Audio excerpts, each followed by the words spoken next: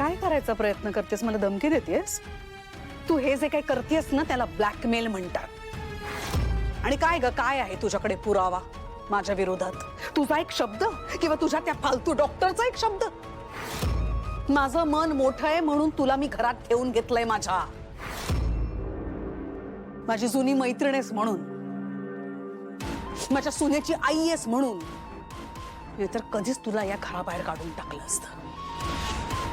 आणि त्या सानिकाच्या धमक्या नको देऊस मला। मी जर का माझ्या घरच्यांच्या समोर हा विषय काढला ना तर ते फक्त माझ्या शब्दावर विश्वास ठेवतील, तुझ्या नाही।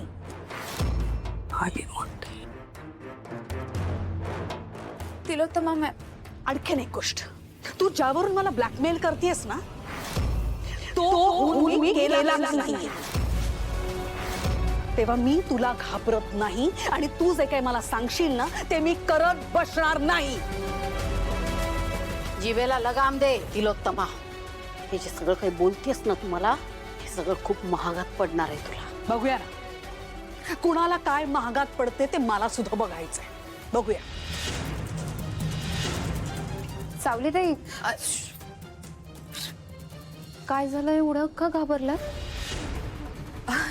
काही नाही अगं। हा पण मग असं दरवाजा बाहेर का उभे आहात? अगं काही नाही, मी आताच जाणार होते, मी तिलोत्तमा मॅडम साठी आले होते। काय झालं? तुझं काय काम आहे? नाही, मी तुम्हाला बोलवायला आले होते। का असं काय करताय? नेहमी तुमची पूजा वेळेत होते आणि आज अजून झाली नाहीये म्हणून बोलवायला आले। चला ना। हो, मी तू तयारी कर, मी लगेच येते। बरं ठीक आहे, पण लवकर या। हो हो।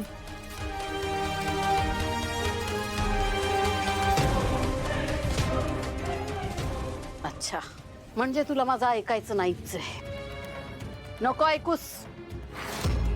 तुला वाटतंय ना की मी फक्त पोकळ धमक्या देते तुला?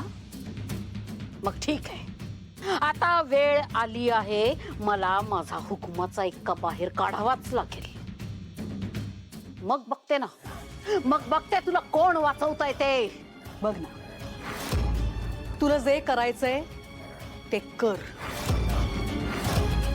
मी तुला घाबरत नाही।